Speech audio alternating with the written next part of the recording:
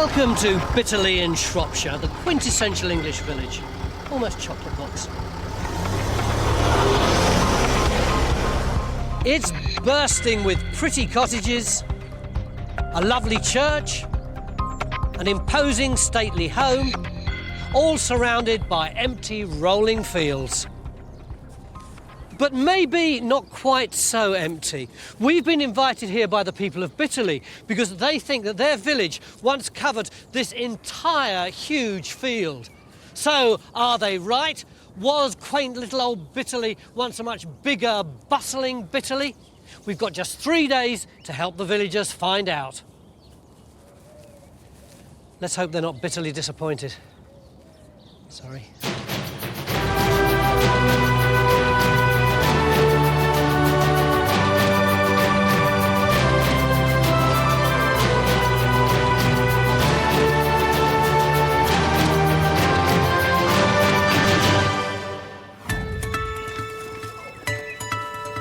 The village of Bitterley.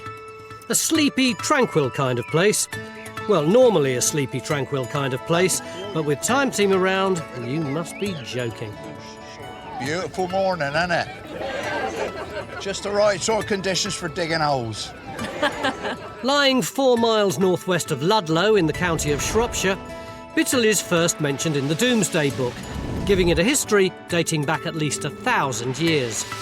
And it's this history the villagers are keen to uncover, and I mean really keen. 9 o'clock day one, and the whole village is already turned out, tooled up, all itching to help us launch a full-scale attack. So you need your clipboard, John. Spurred on by June Buckhard, village resident and the leader of the Young Archaeology Club, they've joined forces with us. And they'll be honeycombing the village with as many test pits as possible. By the time they've finished, Bitterley won't have any more secrets to hide. It's bedlam down there. You wouldn't have thought that a little village could contain so many people. But why do they think that their village, which is, about almost a mile away, was originally up here? Well, you look around, Tone, at what we've got in this field. You've been doing this long enough to have an opinion as to what this lot is. Well, I must admit, I am standing on some rather gnarled-looking lumps and bumps here. Yeah. Does the phrase deserted medieval village ring very accurate? Absolutely. It looks like medieval settlement remains. You've already put a trench in, haven't you? We have, Come yes. on, let's have a look at it. Sort of. In a very amateurish way. What did you find? A bag full of pottery. All of it dated very reliably to between 11 and 1300. Oh, that's medieval, isn't it? Yeah. Very So interesting, yeah. everything medieval. Yeah. What do we do with this trench now? We need to see if there's a building here. So we'll turn this trench probably 3 or 4 times the area into an area excavation. What about down there where the village currently is? If we dig test pits in the existing village, and those test pits have got nothing in them earlier than, let's say, 1500, 1600, something like that, it'll begin to look as if that village is later. So we'll start off test pitting down there, and over here we extend your trench. Yeah. Oh, yes, please. Yeah. So this is trench 1.5 now? This is trench 1.5, yes. So we're putting in our first trench, trench 1, over the villagers' existing trench. Although they found medieval pottery, they didn't manage to identify any houses. So by expanding their trench, we're hoping to find out whether the lumps and bumps and pottery really are the remains of an earlier Bitterley. And Phil's hardly scratched the surface before he's got some results. Ian! Hang on a minute. Mick, Tony.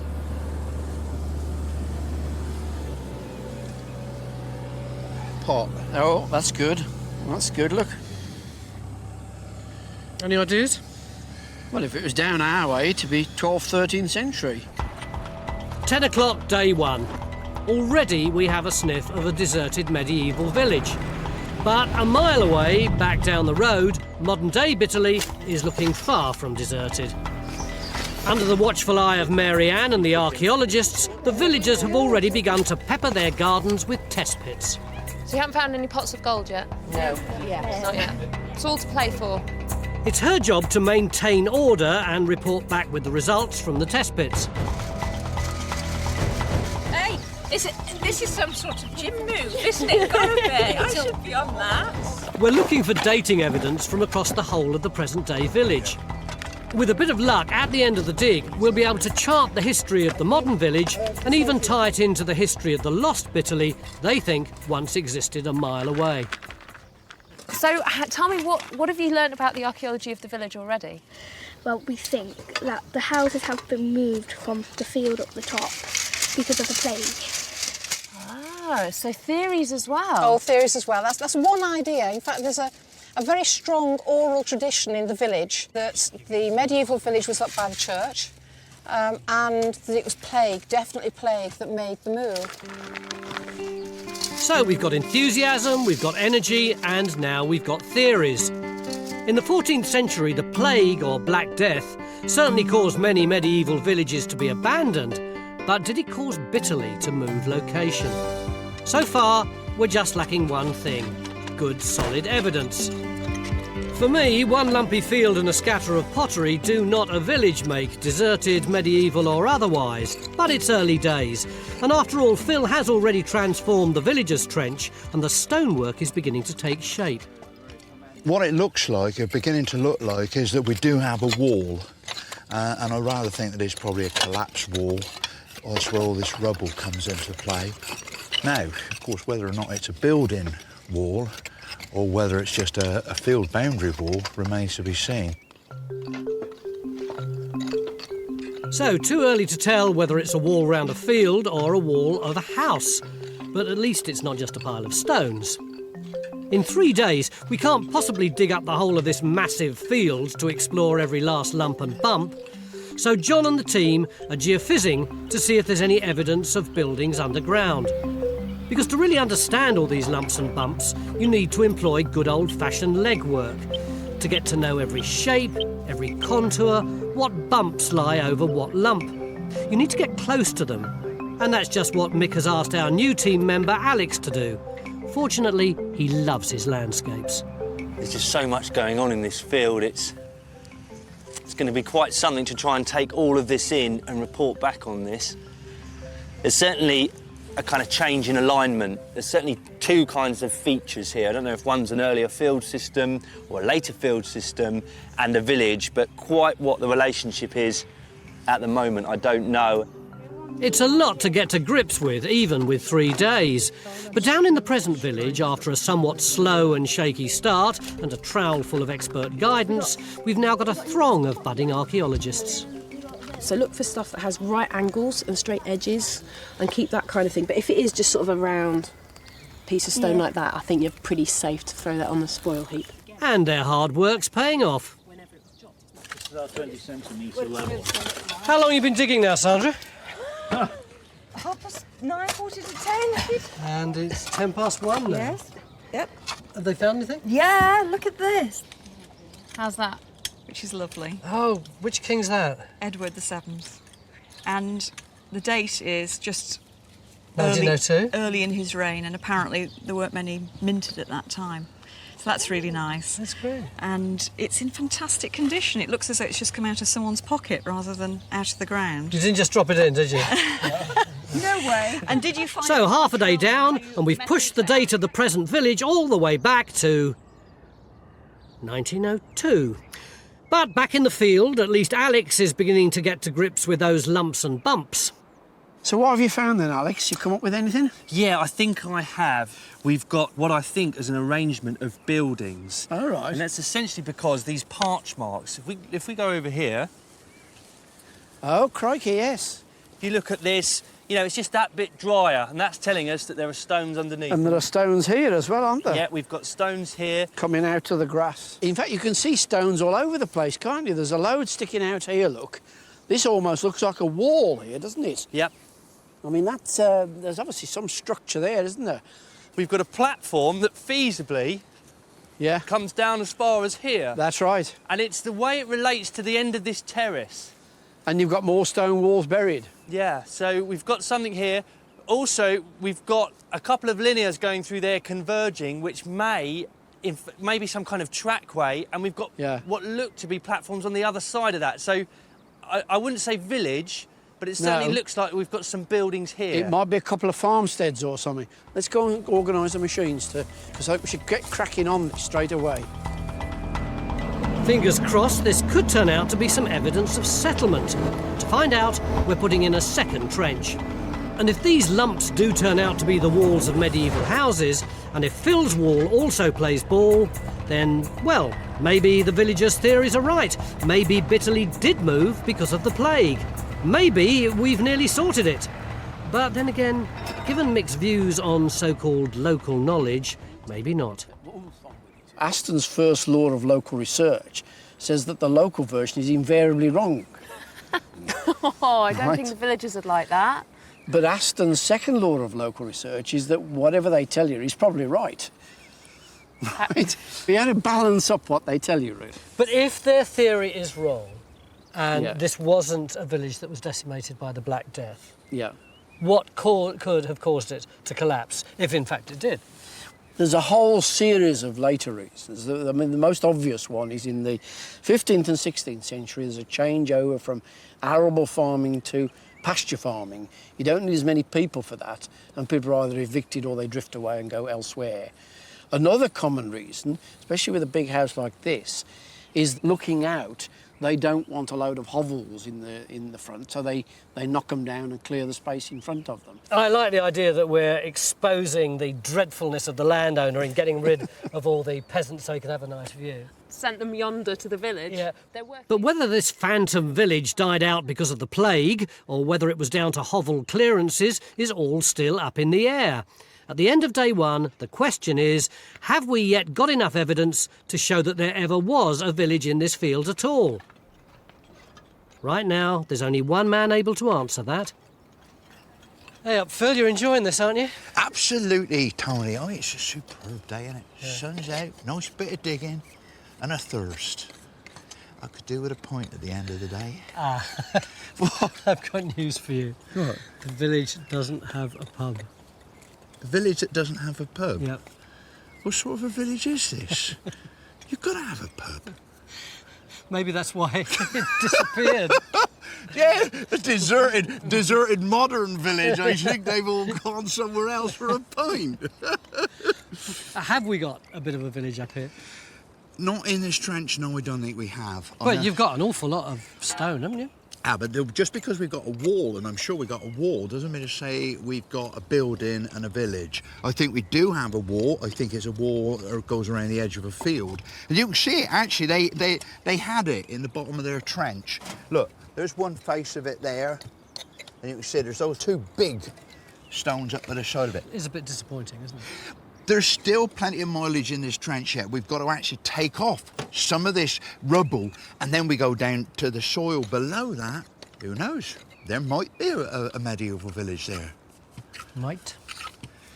But there's still no pub in the village. Join a thriving worldwide community of Time Team fans on Patreon. Our new target is to reach 15,000 worldwide supporters on Patreon by the end of 2025. This will enable us to continue expanding the Time Team world with more digs and greater access than ever before. Beginning of day two here at Bitterley in Shropshire, where we're trying to help the people of the village, which is just through those trees over there, work out their history. Morning, Ian. And whether or not the village once extended all the way across this vast field where the church is. But actually, it's not them that needs the help. This is our first trench looking for the extension of the village. And what have we got? Just a pile of rubble, which was probably just once part of some field boundary. And as for trench two, what have we got?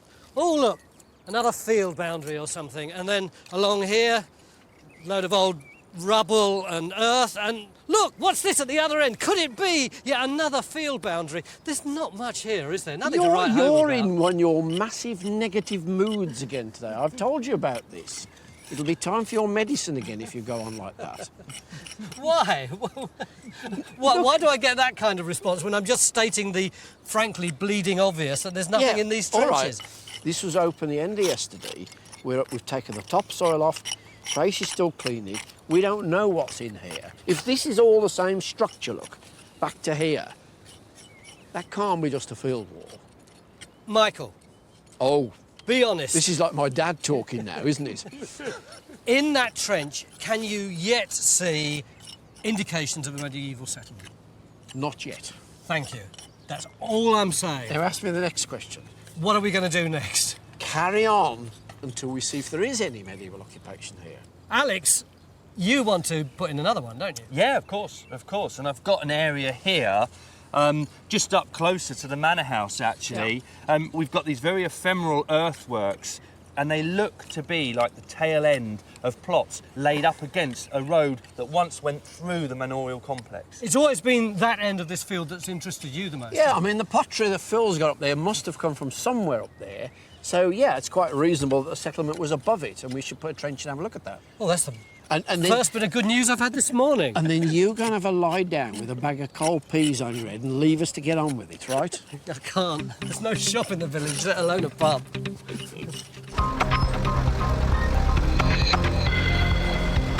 So let's hope it's third time lucky, as we're opening yet another trench in the field to see if we can find any evidence of a settlement up here. Alex thinks that the earthworks here absolutely shout buried walls of houses. Like I haven't heard that one before. But as we continue our struggle to find any hint of a village at this end, a mile away down in the Bitterley we do know exists, it's a hive of activity as the village's own archaeological agitator, June, rallies the troops for another day's onslaught. There's your muscle power, Karen. Across the whole village, we've now got 19 test pits open. And as the finds come in, Debbie, our pottery expert, is plotting the results on a map of Bitterley. It's a crucial task because we're not so much interested in each individual find as the spread of finds as a whole, using different coloured dots for each historical period found in the test pits. This should help us build up a picture of when and how the present village took shape.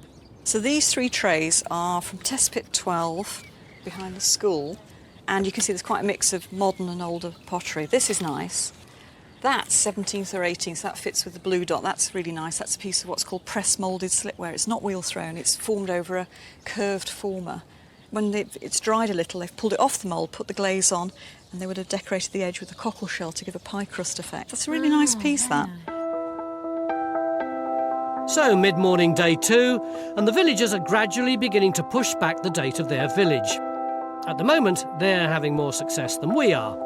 Back in the fields, we've now got 3 trenches open. We're finding walls and pottery, but as for evidence of a settlement, there seems to be absolutely nothing up here at all. Well, apart from the one rather large thing that's been staring us in the face, the big house, Bitterley Court. And if anyone round here is going to know the lie of the land, it's the local landowner. There's no bell or anything, is there? Well, just get round here, look. Are you sure about this? Yeah, well, we'll play the mad archaeologist card if he's stroppy about it. We might find a shotgun coming out of the No, bushes. no. I got done for trespassing recently, and you can usually talk people round and they know what you're doing. James, I hope you don't mind us breaking into your garden. Hello. Hi. Hi there. Hi. Do you think if you'd been standing here a few hundred years ago and you'd have seen the village here, you'd have thought, let's get rid of that and look at the view? I don't suppose you'd be allowed to today, but if It's been very typical in the past to move the village from away from the view. It happened thousands of times. Yeah. OK, so there's the village. What about the house? What do we know about that? Gosh, well, it was built largely in the 17th century, but I'm hoping we'll find that there is a much older structure in the centre of it. Does that make sense to you? It does, yeah. I mean, we know that the church is Norman and so close to the big house suggests that there's something here of that date. But, I mean, ideally, it'd be nice to do some geophysics around it and to actually go and look at the structure of the building. I think that would be the first thing we would like to do. That'd be good. You wouldn't mind the house being turned over to our team? Well, within limits, yes. We'll discuss those limits later. Well, maybe it's best to leave the house for a moment and break him in with a little gentle geophysics.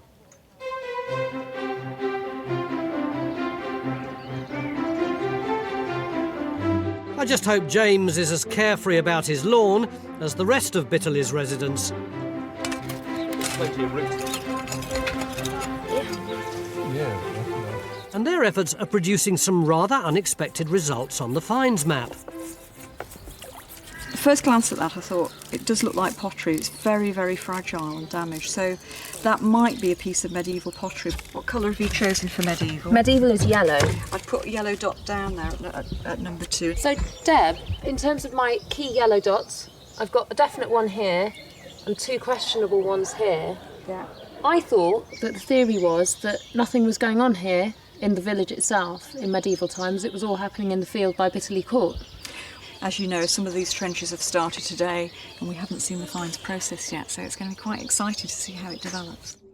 Well, I'd love to know how it's all going to turn out, because like Mary Ann, I thought that medieval Bitterley was situated up in those fields, and for some reason it died out and the village moved down here to its present location. But now we've got medieval pottery down here and up there, one big medieval village. That is, and I'll say it again, if we ever find any evidence of buildings in that field. Have a look in here. Oh. This is the Bitterley Court estate box. We've got some fantastic old seals on some of them. Right, OK. But the one that's probably most interesting for you is this old estate book. It's got one particular map in it, which I think is quite interesting. This is a parchment which shows the property here and the fields where you're doing the dig here. I mean, what's fascinating to me about this is we obviously don't have any suggestion here of a settlement. So it's clearly, by the date of this map, 1766, you say, it's clearly vanished completely. From where we suspect it may have been. This field boundary here, though, it's depicted as a hedgerow there, isn't it? Whereas we've got a wall on a very similar alignment. That's fascinating. Yes, it is fascinating. James's map shows no evidence of the village, strong evidence that the wall Phil's been working on for a day and a half is nothing more than a field boundary. But then if it is, where does all the pottery come from? This is fine for a bog-standard medieval settlement. The stuff isn't very worn. You've got quite fresh breaks on the pottery. This is deposited quite near to where it was used. What about the stuff that you'd expect to find with the pottery, the bone and the burnt wood and stuff? We haven't got any of that. That's quite odd. I mean, that absolutely. You would expect that if it was a village, they would have been eating animals, they would have been rearing, they would have been burning stuff. There is no charcoal, there's certainly no bone. I don't know whether it's the acidity of the soil, but there's not a scrap of it. This is really strange to me. We've got evidence of some kind of medieval occupation from this pot, but there's nothing else to go with it. We can't find any structures. There really isn't very much here at all.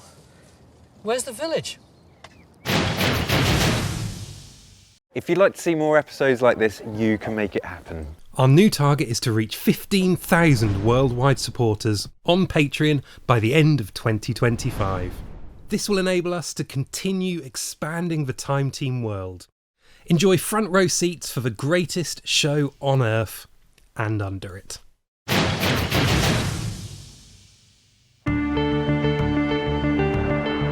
Welcome back to Bitterley in Shropshire, where we've joined forces with its villagers to investigate its history. They've opened a whopping 19 test pits. Medieval pottery is unexpectedly pushing the date of the present village back to the 13th century. That might be old. A mile away in the fields, we've opened 3 trenches. We've found more medieval pottery, but no settlement. In fact, so far, the only identifiable medieval building that we've got round here is the Norman church.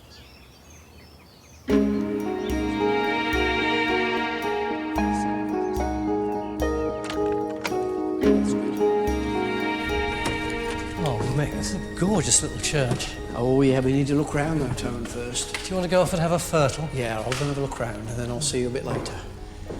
James, the first thing that is obvious to me is all these Walcotts. Eliza Walcott, Charles Walcott, John Walcott. Who are they? A very old Shropshire family who I always used to be very rude about because they increasingly hit on bad times. My story was always that they lost all their money because they drank too much. But I was looking through some family papers and I discovered that all these people are actually my great-great-great-grandparents.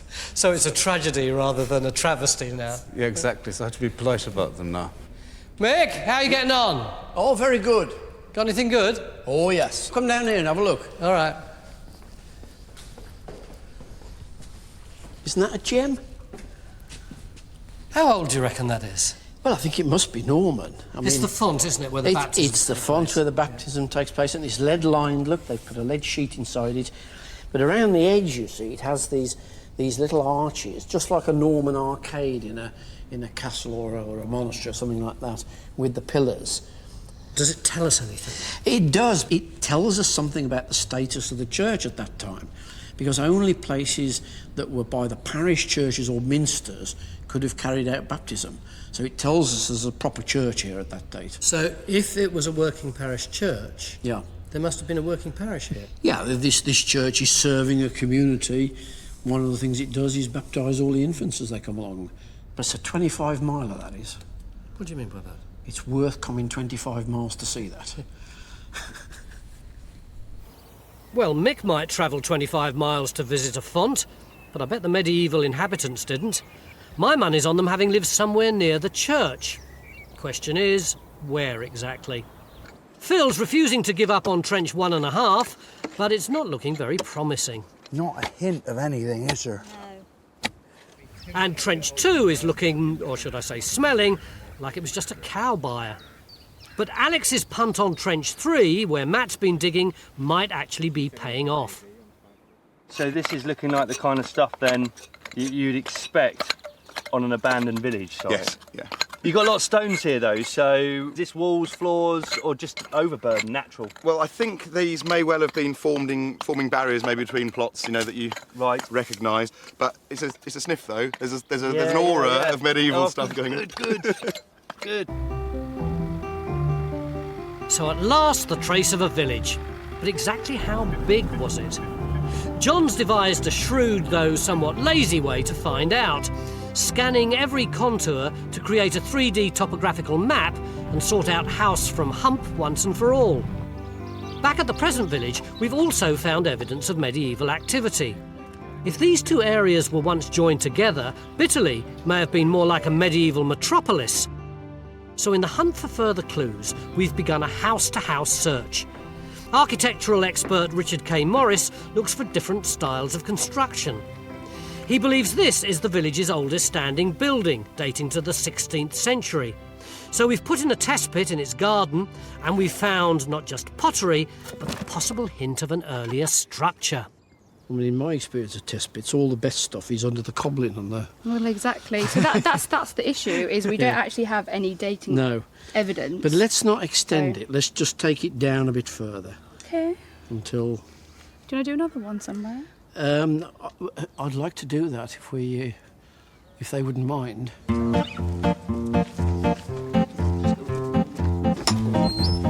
And luckily, it seems they don't. I mean, that would be the ideal place, I would think, somewhere over there. We do a very neat job. Right. OK, let's go and tell the troops. Got the...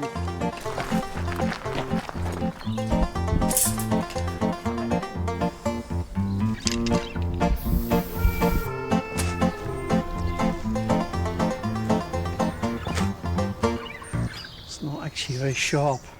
So, mid-afternoon madness, day 2. We're not so much digging in the village, but digging up the village to find out how big Bitterley was. Watching all you poor folks sweat in the sun, and I feel like some kind of feudal lady going, yes, dig another hole. And June, well, she seems quite at home as archaeological supervisor. Good. I think that is a grade A #1 stone. Sorry, Natasha. All right then, thank you. As for our illustrious professor, no, I can't believe it either. He's actually getting his hands dirty for once. Cool, Mick, this must be this is still the same first time in 10 years that I've seen you on 20 your years. hands and knees. 20 years. That's the last time you did any troweling, is it? No, the last time I did any troweling was last weekend. Because I dig 3 of these a week at home, you see. You do love your test pits, I don't do you? love my test pits. Why did you choose?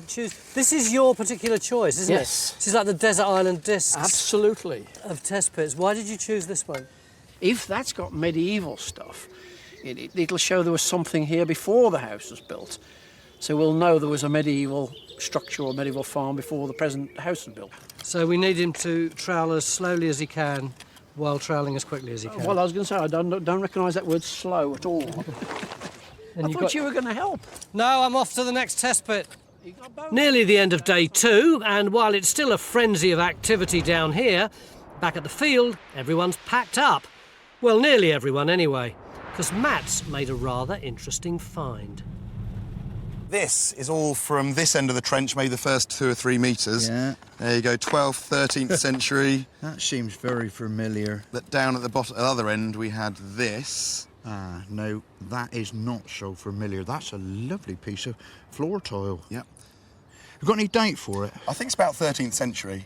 And it is interesting that as we're getting towards the church and towards the big house, the quality of the finds is going up. I tell you what, I'd like to put a trench up there. In the garden. But there's no one around for us, we just do it now. Got the digger. Down tools at once, guys. Mick makes the decisions here. And anyway, I've got something to keep you out of mischief. Well, Phil, there may not ever have been a pub in Bitterley. You said there wasn't. But there is now. The Phil's Head. What is that? It's your own little treat. You go off and have a drink. What is that? Is it a reasonable price? To you, free. Thank you very much. That is a very reasonable price. I shall have to put the word in with a lot of landlords to adopt your pricing scheme. Been a funny old day, isn't it? It's been great, hasn't it? No. It's been So, confusing. We're scratching our heads. What's the confusion then?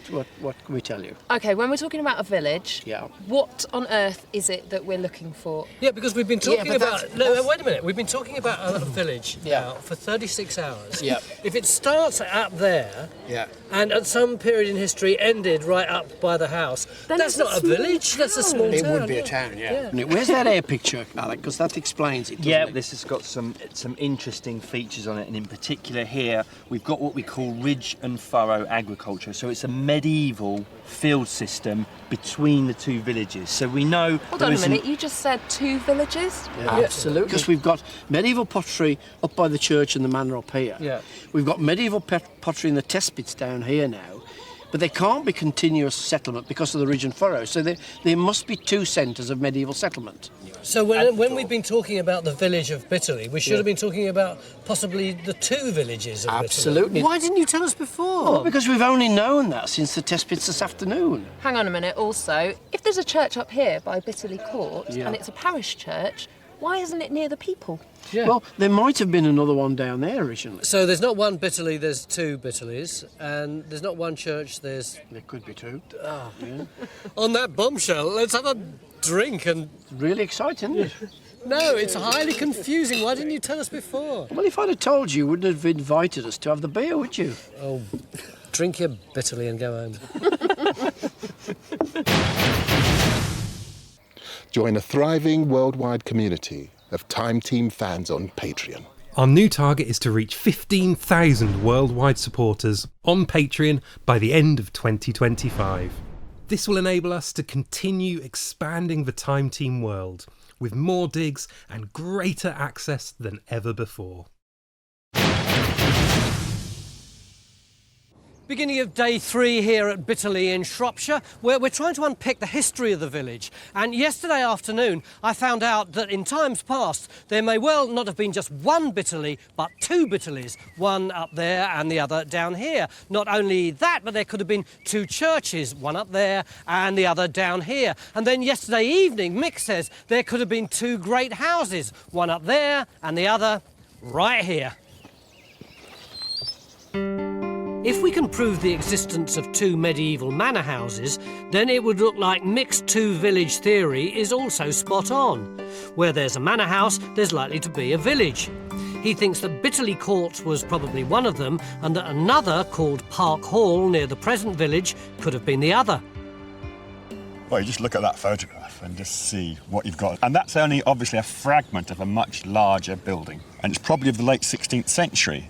So did this survive till fairly recently, if there's a photograph? It was taken down, pulled down in the 1950s. That's that lump, yes. But it's interesting that it's on what is probably an earlier site, isn't it? Because you can see here, look, Tony, there's the arms of a moat going around three sides of this, which suggests it's a medieval site that this thing's plonked on. Well, that would be more significant for us and the story of Bitterley, wouldn't it? Yeah, but it's a scheduled ancient monument. Does that mean we can't put a trench in? We haven't got permission to dig here, but there would have almost certainly have been a fourth arm to this moat. You know, it's unlikely to be just that shape. And that would have been across here, but we do have permission to geophys here to see if we can pick the line of that up. The thing I like so much about this is that it's entirely transforming our notion of this village, isn't it? Absolutely. If Mick's right about the moat being medieval and not Tudor, we really could be looking at not one Bitterley, but perhaps two Bitterleys, each clustered around its own big house. But if Park Hall was a Tudor new build, bang goes the theory. Trouble is, we've got less than 10 hours to find the evidence that could clinch it. Although we can't dig up Park Hall, John started to geophys to see if the Tudor mansion was built on a medieval moated house. Mick's hauled in some volunteers to dig, yes, another test pit, as close to it as possible. And if it produces high-class medieval finds, it'll help us prove the existence of a top-notch residence here. And up by the church, we're now throwing our weight at the other big house, Bitterley Court, to find out if it was once the manor of the other medieval Bitterley. That's timber framing up there. This house has got a lot going on. All quite promising, but since we obviously can't dig up this big house either, Phil's finally got his way, putting in a trench right next to it to see if it too has medieval origins. And although the big guns are now focused on the big houses, the villagers, well, they're still happily digging away at their test pits. Because if there was a big house down here, it's still the villagers' test pits that will establish whether the village grew up around it. Archaeology isn't supposed to be fun, you know. It's really exciting. What are you doing? Lots of bits of clay. What? No, tell me what you've got. We found quite a bit of pottery. Some of it were told us medieval. That there was medieval. Oh, there we go. Well, we're right opposite Park Hall and down the road, and Bitterley Court's right up there, so this is possibly the hub of medieval activity. And the more they find and the more they wash, the more precisely we're homing in on medieval Bitterley. I've just been at Bridge Cottage and they've found some medieval stuff, haven't they? So, June, I mean, it's really starting to pay off, isn't it? It's just amazing. It's absolutely amazing. And what's really staggering me is actually the sort of the tightness of the medieval finds there. It's here. It's yes, here. This is absolutely. the medieval core of Bitterley. Yes. This is probably where it was. Yes. Thanks to the villagers' hard work, I think we've nailed the location of one medieval Bitterley. And it does seem to be focused around the site of our potential medieval des res, Park Hall. Back at our other Bitterley, well, everything's gone rather quiet. Our first two trenches have run their course, no settlement. Matt still has a hint of a house in his trench, but we're now really focusing our attention on the trench by Bitterley Court. Well, most of us anyway. Two of the team seem to have sloped off. But I think the cause is justified, a reward for our enduring test pit volunteers. We need a prize, and we thought the best prize we could give a budding archaeologist is a trowel. Yeah. Could you make us a trowel? Should be able to, yeah. Right, if we pump on that. Do you want me to do this? Yeah. Hey, you might do something. Yeah. God, why do I get the hard work? Well, so what am I doing then? Right, if you can hit that there. There? Yeah. Again.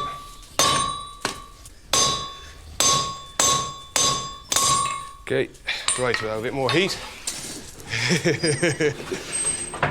Well, that does make you warm up. That does, yeah. Just you remember, this trowel isn't for you. But you've got to remember, I'm still in the contest. They ought to be very competitive over this, you know. No, Phil, this is a prize for the villagers. But then he's not the only member of the team who seems to think he deserves a little something. Show me the archaeology. What's going on? Go over to the table over there, look. So we've got all this stuff from the top of that hole there. Is that medieval? I mean, this was lovely. Everybody said, oh, it's stone, chuck it away. My pot washers, right, washed it. And, of course, once it's washed, you can see the fabric. It is actually a piece of pottery. You can see the curve. And it's a big piece, and it's freshly broken. That hasn't gone very far. So we're on the site of where somebody's living in the 12th, 13th, 14th century. And is this fancy stuff? Can we get an idea of the status? Oh, this is peasant stuff. This is the big pot of pottage, sitting there months on end on the hearth while you chuck more beans into it, more onions. And then it gets ferments a bit. More brassicas. Do you get the impression of what a medieval house was like? With people eating this stuff Full of wind, after day after day. I think they full of stunk. wind, They stunk as bad as their animals. Think student life when you're trying to economise. An unpleasantly vivid picture, Mick. But I thought we were trying to find a luxury medieval home. If there was one, its owners seem to have had a few grotty neighbours right on their doorstep. A mile away along the road at the other village, we've been carrying out the same strategy, with a trench right by Bitterley Court. Phil's got some results. Right, Phil, we've got bated breath. What have you found? I am intrigued by what looks to me like a piece of roof tile. I'm sure it's not pot. And Richard, being an expert on matters architectural, I'd like his opinion. It certainly looks like a glazed ridge tile, the bit that goes on the very top. And this is a point that's been cut off, perhaps. So you'd have that typical dragon back kind of thing on the ridge. If so, that's from a very high status building, what, 13th, 14th century? But it's pretty tenuous evidence, isn't it? Is it so accidental that from this trench, which was deliberately put in to be as close to the big house and to the church as we could, is it so accidental that this is the one place where we get evidence of a building with a high status roof? I still think this could be very significant. I'm pinning my hopes on this. So, afternoon day 3, our two-village theory is still looking good. Evidence that Bitterley Court had medieval origins and that there were some associated buildings nearby. Down at Lower Bitterley, we've nailed the settlement, but what about the big house? John, we were after a moat. Have we got one on the geophysics? Half a moat. Half a moat is better than none. But it's not a complete moat. Show us. This is what we can see on the ground where the dashed lines are. That's where the water is. There's the house in the middle here. Now the geophysics shows the moat continuing up to the house, but at this point behind us there's no suggestion in our results of the ditch ever having completed a circuit. Hang on, there were two choices, weren't there? It could either be a medieval site with a moat round it, or it could be a Tudor site with a moat round it. Does that help us decide which we've got? I think it does, because the fact that if it's incomplete, if the geophysics is suggesting that, then that suggests more of an ornamental moat rather than sort of semi-defensive moat. With your big house here, and then this body of water running around the garden facing south on that side of the house. So does that mean that this is much more likely to be a Tudor building, because the Tudors wouldn't have been worried about attack, whereas the medieval people would? Yeah, we can start to forget about the idea of a separate manor, and then all that discussion we had last night about whether it had a church with it and so on. We can shove all that to one side, because it doesn't look like that now. It's quite a magical place, this Bitterley. Now you see it, now you don't. No medieval manor house in the Bitterley of today, and no church either. But it does look like the bulk of the medieval village was down here, so we're back to just one Bitterley. So why are the village, the manor and the church so far apart? And why did everyone think there was so much going on in the fields? Well, we've now completed the topographical survey. which is our last hope of an answer. There are lots and lots of lumps and bumps, aren't there? Yes, I can yeah. see why the people who lived here thought that there must be a settlement here. We just don't have the features we'd expect associated with a deserted medieval village. You know, with holloways, raised platforms, a kind of regular street system, if you like. We just don't have that, do we? No, it's just not there. What about the wider landscape, Alex? Well, if we zoom out a bit, and that's great, Emma, because that really brings out this road here. This is a road I've been interested in. It's on a north-south alignment. It goes all the way down to Tenbury Wells to the south, and it goes all the way north up to Wenlock Edge. And that, I think, is it's a Saxon route, if not earlier. It could be prehistoric. OK, and that's the focus for the church and the settlement there. So the church is there, essentially, because it's on that roadway? I think so. I think that's the focus at that point. So it does seem that in the 11th century, Bitterley grew up along the main road, with a church, a manor, and a few houses around them and a few more down here. Alex even thinks that road could have been an ancient trackway. Judging by the lack of pottery we found after the 14th century, it looks as though Bitterley was hit by the Black Death, which is what our villagers thought, but it wasn't completely obliterated. Instead, the surviving village began to flourish down here at its present site and disappeared completely from the fields by the house.